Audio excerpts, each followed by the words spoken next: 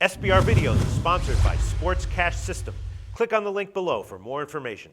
His hard pass, Conley shoots, he scores! Nazem Kadri at the end of the transition. My name is Ross Benjamin.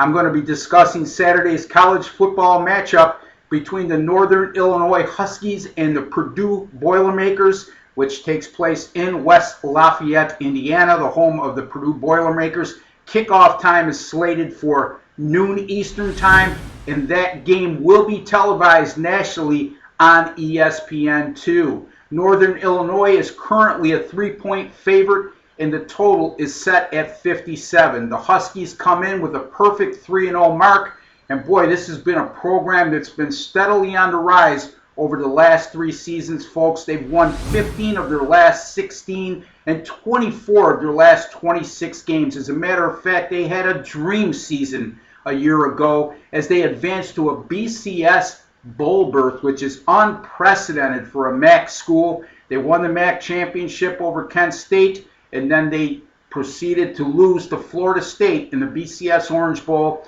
31-10. But what a successful season that finished at 12-2. And they entered this contest coming off a big scare a week ago as they took on an FCS opponent, Eastern Illinois, and Eastern Illinois gave Northern Illinois everything they can handle. The Huskies were a 14.5-point favorite in the game and fell behind 20-0 in the first 7.5 minutes of the game, only to rebound and come back with a stirring 43-39 comeback win, but failing to get the money.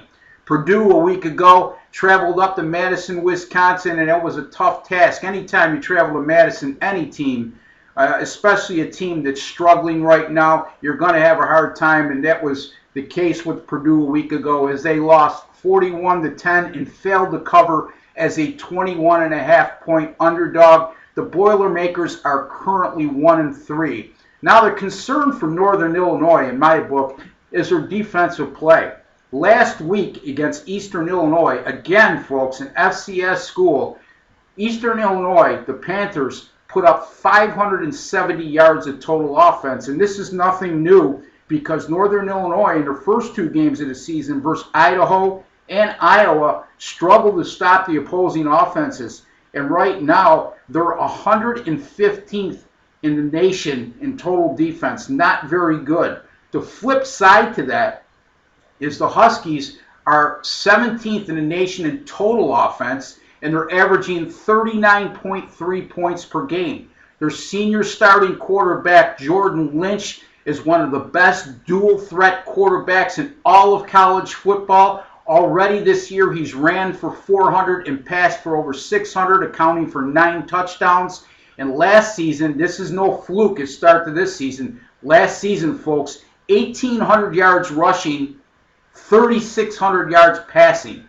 This kid is just dynamic as a dual-threat quarterback. The Boilermakers have struggled offensively. Rob Henry is a capable quarterback. He showed it against Notre Dame. He played a fine game. But other than that, the surrounding cast has really struggled. Now, I could see Purdue definitely having their best offensive output of the season against this porous defense of Northern Illinois. I look for Rob Henry to have a big game, and just like Northern Illinois, this Purdue defense has really struggled to stop people. As a matter of fact, in 3 of their 4 games, which were all against FBS opponents, they've allowed 400 yards or better in each contest. The only time they went under 400 yards was against an FCS school, in Game 2 of the season. So this looks to be, in my opinion, a high-scoring affair in the 30s. I look for a tightly contested contest. I look for a high-scoring game. I like the game to go over 57.5. That's Northern Illinois, Purdue, over 57.5 on Saturday afternoon at noon Eastern Time on ESPN2. My name is Ross Benjamin. Thank you for watching me. You've been watching and listening to Where's the Action? I hope you all have a wonderful day. Good luck and God bless.